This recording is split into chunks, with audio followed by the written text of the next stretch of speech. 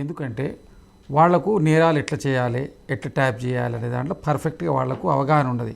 ఎందుకంటే కేసీఆర్ గారు పెద్ద మనిషి, ఆయన గురించి నేను అనదలుచుకోలేదు, కానీ వారు వచ్చినటువంటి గత నేపథ్యం అవన్నీ మనం పోయి మాట్లాడి ఇంతవరకే చెప్తున్నాం. ఫోన్ ట్యాపింగ్ వరకే. ఫోన్ ట్యాపింగ్ వచ్చిన అధికారం వచ్చిన 2-3 రోజుల్లోపు దాని యొక్క ఆధారాలని ధ్వంసం చేసిండ్రు. ధ్వంసం అయినాయి కదా, మూసీ ప్రాంతంలో పడేసిండ్రు కదా అవన్నీ సీడీస్. కాబట్టి మాకేం కాదనేది వాళ్ళు ధీమాతోటి ఉన్నారు. అంటే ఆధారాలు మొదలై ధ్వంసం చేసిండ్రు కాబట్టి ఫోన్ ట్యాపింగ్ కేసులు మమ్మల్ని ఏమి చేయలేరు. ఏసీపీ గారి పేరు వారు ఆయన ఇరుపతన్న కాదండి, ఇంకొకతను ఆయన మా దగ్గర ఎస్ఐ చేసి వచ్చిండి ఇద్దరు. ఆయన ప్రణీత్ రావును టోటల్గా అక్కడ ఉన్నటువంటి సాక్ష్యాలు విధ్వంసం చేసిండు. అది ఓపెన్గా అయింది. దాని మీద ఆయన పట్టుకున్నారు, అరెస్ట్ చేసిండ్రు, విచారణ సాగుతుంది. కాబట్టి మాకు ఆధారాలు లేవు. మేము టోటల్గా ఆధారాలు తీసేంటే క్రిమినల్ యాక్టివిటీ, ఇది క్రిమినల్ మైండ్ సెట్, దీంట్లో ఇచ్చేసిండ్రు. తర్వాత మిగిలిన కేసుల్లో ఈ కార్ రేస్ కేసుల్లో అక్కడ ప్రొసీజర్ అక్కడ క్రాస్ అయ్యిండ్రు. ఆ ప్రొసీజర్ దాని మీద అక్కడ మాట్లాడుతుంది, ఇక్కడ నువ్వు మీది స్కాము, తర్వాత వాళ్ళు మీకు మీ పార్టీకి వాళ్ళు ఫండ్ ఇచ్చిండ్రు, అది సెకండరీ ఆస్పెక్ట్ మనీ ల్యాండ్. దాంట్లో దాంట్లో వాళ్ళకు మేజర్ అంశం ఏంటంటే ప్రొసీజర్ 50 crores ఏదైతే ఇచ్చిండ్రో వితౌట్ వాళ్ళకు లిమిట్ దాటి దాని ప్రొసీజర్ ఫాలో కాకుండా ఇచ్చిండ్రు అనేది అక్కడ ఉంది. దాని ప్రకారం ఏమైనా ఉంటే చేస్తారు, అరెస్ట్ చేయాల్సిన ఆవశ్యకత ఉంటే చేస్తారు. అరెస్ట్ చేసే ఆవశ్యకత లేదు కాబట్టి లేదు. ఈయన సాక్ష్యాలను తారుమారు చేస్తారన్నప్పుడు మాత్రమే కేసులో అరెస్ట్ చేస్తారు. ఫోన్ ట్యాపింగ్ కేసులో ప్రభాకర్ రావు గారు ప్రధాన నిందితుడే అరెస్ట్ జరుగుతున్న సందర్భంలో కూడా నాయకులు ఎందుకు అరెస్ట్ చేస్తారు వీరే చెప్పిండ్రు. ఇప్పుడు మన సోదరులు స్వామి యాదవ్ గారు మొత్తం చెప్పిండ్రు, పలాని చీఫ్ సెక్రటరీ దగ్గర నుంచి పర్మిషన్ తీసుకొని ఇంటెలిజెన్స్ జిఐజీ ఆ తర్వాత ఫర్దర్గా ఇవన్నీ అదంతా అయిన తర్వాతనే కదా మీ దానికి వచ్చేది. మరి మీరెందుకు తొందరపడుతున్నారు మమ్మల్ని అరెస్ట్ చేయండి అని? ఇప్పుడు మిమ్మల్ని అరెస్ట్ చేస్తే ఇప్పుడు రాజకీయ ఉపన్యాసాల లోపల ఎట్లా మాట్లాడుతారు, రాజకీయ ఉపన్యాసాల లోపల ప్రజాక్షేత్రంలో మాట్లాడుతుంటారు. ఇది జరిగేది ప్రొసీజర్ ప్రకారం అవుతుందా లేదా అది మీరు చూడండి. ప్రొసీజర్ ప్రకారం అధికారికంగా వాళ్ళు చేస్తున్నప్పుడు మీరు పార్టీ నాయకులు మీరు మాట్లాడొద్దు. అదేవిధంగా బీజేపీ వాళ్ళు కూడా రాజకీయం చేసే వాళ్ళు మాట్లాడతారు. మీరు ఇప్పుడు ఒకటేనండి, మీరు ఈ దేశంలో ఉన్నటువంటి ఏ రాజకీయ పార్టీని కూడా రాజకీయంగా వీళ్ళ అంశాలని వాడుకోకుండా మాట్లాడి ఎవరు నియంత్రించలేరు. మీలాంటి మేధావులు కానివ్వండి, ఇంకొక మేధావులు ఎవరు కూడా నియంత్రించే పరిస్థితి లేదు. ప్రతిదీ రాజకీయం చేస్తారు వాళ్ళు. ప్రతి మతాన్ని రాజకీయం చేస్తారు, భక్తిని రాజకీయం చేస్తారు, తల్లి ప్రేమను రాజకీయం చేస్తారు. మీరు ప్రతిదాన్ని రాజకీయం చేస్తారు. కాబట్టి ఇక్కడ ఎవరిని మనం విమర్శిస్తున్నాం. వాళ్ళ అంశాలు కొన్ని అవసరం లేని విషయాలు కూడా వాళ్ళ వ్యక్తిగత విషయాల మీద ప్రజలకు ఇంట్రెస్ట్ ఉంటుంది. వాళ్ళ ఇంట్లో ఏం తింటారు, ఏం వాడతారు, ఇవన్నిటి మీద జనరల్ క్యూరియాసిటీ ఉంటుంది ప్రజల్లో కూడా. ఆ క్యూరియాసిటీ కూడా ఉంటుంది. దానికి మనం ఇది రాజకీయం చేస్తున్నారు చేయలేదు అనడానికి ఇక్కడ ఆస్కారం లేదు. ప్రధానంగా ఈ కేసు లోపల వాళ్ళు సాక్ష్యాధారాలు లేకుండా చేసిండ్రు. అన్ని కేసుల లోపల కూడా సాక్ష్యాధారాలు లేకుండా చేసిండ్రు. మిత్రులు మొదలు కాళేశ్వరం పేల్చేసిండ్రు. ప్రభుత్వం మీదే ఉంది కదా, అప్పుడు అరెస్ట్ చేయొచ్చు కదా. కాంగ్రెస్ పార్టీ నాయకులే కనుక పేల్చేసినట్టయితే ఓ ప్రాజెక్టు పేల్చడం అనేది ఎంత పెద్ద నేరం, అది ఎందుకు చేయలేరు మీరు? ఇదే రేవంత్ రెడ్డి గారు అధికారం కోసం చేసిన అదే రేవంత్ రెడ్డి గారిని లోపల పెట్టాల్సి ఉంటుంది మీరు, లేకపోతే ఇంకో నాయకుడిని పెట్టాల్సి ఉంటుంది. ఎందుకు పెట్టలే మీరు? ఇప్పుడు కేవలం ఏంటంటే 2 ఏళ్ల తర్వాత మీ జ్ఞానోదయం అయిందా దాన్ని మీరు కాదు 3 ఏళ్ళ 30 ఏళ్ళ ఇప్పుడు 8-10 సంవత్సరాల్లో కట్టాల్సిన ప్రాజెక్టును 3 సంవత్సరాల లోపు మీ కమిషన్ల కోసం, రికార్డుల కోసం, గొప్పతనం కోసం కట్టి లక్షల కోట్ల రూపాయల, కొన్ని వేల కోట్ల రూపాయల నిధులను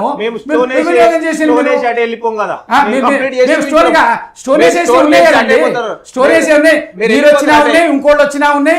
ఇప్పుడు శ్రీశైలం ఆ రోజు రోషయ్య గారు ముఖ్యమంత్రి ఉన్నప్పుడు ఎంత పెద్ద విపత్తు వస్తే కూడా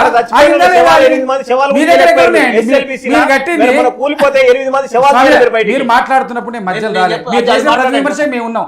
మీరు సుదీర్ఘమైన రాజకీయ ఉపన్యాసం చేసిండ్రు, మేము ఎక్కడ అడ్డం రాలేదు. మేము మాట్లాడుతున్నాడు, మీరు అడ్డం రావడం పద్ధతి కాదు. ఇవ్వండి, నేను కూడా అడ్డం రమ్మంటే వస్తా, అది పెద్ద విషయం కాదు. గుర్తు ఉంటాయండి, మేము కూడా చాలా చేస్తాము. మీరు చేసిన అనేక అంశాలు చాలా గుర్తు చేస్తాం. గుర్తు కాదు, మీరు పెట్టినటువంటి పాయింట్ ఫోన్ ట్యాపింగ్. దాంట్లో డివేట్ సరే మనం చర్చలో భాగంగా ఇవన్నీ వచ్చినాయి. మేము కాళేశ్వరం కాదు, కాళేశ్వరం ప్రాజెక్టే కాదు, మేము కట్టిన ప్రాజెక్ట్స్ ఏమైనా కూలిపోయినాయా? మీరు కాళేశ్వరం నీళ్లు వదిలిపెట్టినప్పుడు కాలువలు తెగిపోతాయి. మీరు ఏది చేసినా అన్నీ అవి అయితే దాన్ని ఏదో సరే మీడియా ఏదో చేసి తొందరపాటు చేసిండ్రు, క్విక్గా చేసిండ్రని ప్రజలు యాక్సెప్ట్ చేసిండ్రు. కుంగిపోయిన దాన్ని సరే అది సహజంగానో ఏదో విధంగా కోపం వల్ల పోయిందని ఒప్పుకునేది బాంబు పెట్టి పేల్చిండ్రు. బాంబు పెట్టి ఎందుకు పేలుస్తారండి? బాంబు పెట్టి పేలిస్తే మీరు ప్రభుత్వంలో ఉన్నప్పుడు ఏం చేశారండి? అప్పుడు మీకంటే అప్పుడు జ్ఞానోదయం కాలేదా? ఇప్పుడు 2 ఏళ్ల తర్వాత అయిందా? ఇంకో 2 ఏళ్ల తర్వాత దాని మీద దాని కార్యాచరణ స్టార్ట్ చేస్తారా? బదనాలు చేయడానికి పాయింట్ వాడుకోవడం కాదండి, జరిగిన యథార్థాన్ని ఒప్పుకోండి. ప్రకృతి మీకు వ్యతిరేకంగా హెచ్చరిక ఇచ్చింది. మీరు చేసిన తప్పిదాలకు, మీరు చేసిన అహంకారానికి, మీరు చేసిన దోపిడికి ప్రకృతి ఇచ్చిన హెచ్చరిక అది. దానిగా తీసుకోండి. నెగటివ్ దాన్ని మీరు పాజిటివ్గా తీసుకునే ప్రయత్నం చేస్తే మళ్ళీ మీకు భవిష్యత్తు ఉంటుంది. ఇవాళ వచ్చి నీళ్లు, నిధులు, నియామకాలనే పేరుతోటి ఏర్పడినటువంటి రాష్ట్రంలో నీళ్ల విషయంలో కూడా మొత్తం మీరు అవినీతి చేసిండ్రు, పూర్తిగా అన్యాయం చేసిండ్రు. నిధులైతే ఎవరికి ఉద్యోగాలు ఇవ్వలేదు, 10 సంవత్సరాలు ఇవ్వకుండా పెండింగ్ పెట్టిండ్రు. ఇక మీరు విద్యార్థులకి ఏం చేసిండ్రు, ఉద్యమకారులకు ఏం చేసిండ్రు, నీళ్లు ఎక్కడిదక్కడ 10 సంవత్సరాలు మీకు దాన్ని వేసి ఎట్లా ఉద్యోగాలు ఇవ్వాలో దాని మీద చర్చించడానికి సరిపోయింది. ఇల్లు డబుల్ బెడ్రూమ్ ఇల్లు ఇస్తా అన్నారు, ఇచ్చిండ్రా డబుల్ బెడ్రూమ్ ఇల్లు? దళిత ముఖ్యమంత్రి, దళితులకు 3 ఎకరాలు పక్కన పెట్టండి, ఆచరణ సాధ్యం కాని అనుకుని అయిపోయింది, వదిలేయండి దాన్ని. మిగిలిన మీరు ఇచ్చిన హామీలు ఏం చేసిండ్రు? 10 సంవత్సరాలు ఉద్యోగం ఇవ్వడానికి మీకు రిక్రూట్మెంట్ సాధ్యం కాలేదా? మేము ఇచ్చిన ఉద్యోగాలు మీరు నియామక పత్రాలు మీరు ఇస్తా అంటే మేము వద్దన్నామా? మీరు కోర్టులో మీరే వేయిస్తారు, నోటిఫికేషన్లు మీరే కోర్టు పంపుతారు, మీరే ఆపుతారు. ఒక్క నియామకం అరకపోయా మేము వచ్చిన 70,000 ఉద్యోగాలు ఇచ్చినాం. మీరు ఇచ్చిన నోటిఫికేషన్స్ కంటిన్యూ చేసినాం కదా, మీరు ఇచ్చింది మీరే ఇవ్వాలని చెప్పి లేదు కదా. ఇప్పుడు కేసీఆర్ గారు ముఖ్యమంత్రి పోయిన తర్వాత ఆయన నియామక పత్రం ఇస్తారా? ఇప్పుడు మోడీ గారు ప్రధానమంత్రి అయిన తర్వాత ఇక్కడ నుంచి మన వైష్ణవిదేవికి రైల్వే ట్రాక్ ఇనాగ్రేషన్ చేశారు. చాలామంది మేధావులు అనుకుంటున్నటువంటి వాళ్ళందరూ ఏం మాట్లాడారు, మోడీ రాగానే జమ్మూగా అక్కడ వైష్ణవిదేవికి రైలు వేసింది. మోడీ రాగానే రైల్వే ట్రాక్ 1 రోజుల్లో 2 నెలల సిద్ధమవుద్దా? అంటే ఎన్ని సంవత్సరాల క్రితం సరైన ప్రణాళిక అది? అంటే మీకు ఒకటి ఏంటంటే ఎవరు అధికారంలో ఉంటే వాళ్ళు దాన్ని కొనసాగింపుగా చేస్తారు. నిజాన్ని యాక్సెప్ట్ చేయడం రావాలి. ఓటమి జరిగిందని మీరు మా గ్రామ పంచాయతీ ఎన్నికల్లో 70-80% వచ్చినాయి, మేము ఉంటే అద్భుతం. మీరు ప్రజాస్వామ్యబద్ధంగా ఎక్కడ జరగనిచ్చిండ్రు? ప్రలోభాలు పెట్టిండ్రు, ఇతర పార్టీ వాళ్ళని పోటీ చేయనీయలేదు, పోటీ చేసినటువంటి దాన్ని సరైన ప్రక్రియలో ఎన్నికలు జరగనీయలేదు, అపోజిషన్ వాళ్ళను వేధించి మీరు ఆ విజయం సాధించారు. మేము ఎక్కడన్నా వేధించినట్టు మీరు ఒక 3-4 ఇన్సిడెంట్స్ చెప్తున్నారు, 100 ఇన్సిడెంట్స్ ఉన్నాయి అంతకుముందు. మీరు ఎక్కడ కూడా మీరు జరగలేదే. అది డెమోక్రటిక్ ప్రాసెస్లో కాంగ్రెస్ పార్టీ ఎప్పుడు ఉంటుంది, దానికి ప్రాధాన్యత ఇస్తుంది. ఈ తప్పుడు అరెస్ట్ చేయడం దీని పద్ధతి కాదు, విధానపరంగా పోతుంది. అది ఇవాళ కొత్తగా వచ్చింది కాదు, ఇప్పుడు క్లియర్గా ఈ చర్చలో మీకు మొదలు ప్రభాకర్ రావు గారి అరెస్టు, ఆ తర్వాత కొనసాగింపు చర్య ఇది, అంతే తప్ప వేరే లేదని నా అభిప్రాయం. రైట్. సాయి కిరణ్ గారు, ఫైనల్గా మీరేం చెప్పదలుచుకున్నారు ఈ విషయంలో? అంటే ఏం జరగబోతుంది అనుకుంటున్నారు? ఎందుకంటే రకరకాల వర్షన్స్ వినపడుతున్నాయి కాబట్టి, అసెంబ్లీ తర్వాత నోటీసులు వస్తాయి, రేపు ఎల్లుండి అరెస్టులు చేస్తారు, ఇవన్నీ వస్తున్నాయి కాబట్టి ఏం జరుగుతుంది అనుకుంటున్నారు? ఒకటే మేడం, ఏది జరిగినా కూడా జరిగింది వాస్తవం. దానికి ప్రజలు ఏం కోరుకుంటున్నారు, ఏదైతే తప్పు జరిగిందో దాని తగ్గట్టు శిక్షించాల్సింది వాస్తవం అది. కానీ శిక్షని ఎపిసోడ్ లాగా తీసుకెళ్లకుండా అది వాస్తవంగా శిక్ష జరిగే విధంగా చర్యలు తీసుకోవాల్సిన అవసరం ఉంది. ఎందుకంటే మీరు రేపు ఇంతకుముందుకు దసరాకి అయిపోతుంది, దీపావళికి అయిపోతుంది, నెక్స్ట్ ఇంకో పండుగ చెప్పి సంక్రాంతి అని, ఇప్పుడు 3వ సంక్రాంతి వస్తుంది వచ్చి కూడా. ఇప్పటివరకు కూడా జరిగింది ఏం లేదు, ఎక్కడ వేసినా గొంగడ అక్కడనే ఉంది. అక్కడ అది ఏమంటారు అభివృద్ధిలో అట్లాగే ఉంది, కేసుల విధానంలో కూడా అలాగే ఉంది. సో నేనేమంటానంటే జరిగింది అనేది వాస్తవం అనేది అది బీఆర్ఎస్ వాళ్ళకి కూడా తెలుసు, ప్రతి ఒక్కరికి తెలుసు ఆ విషయం.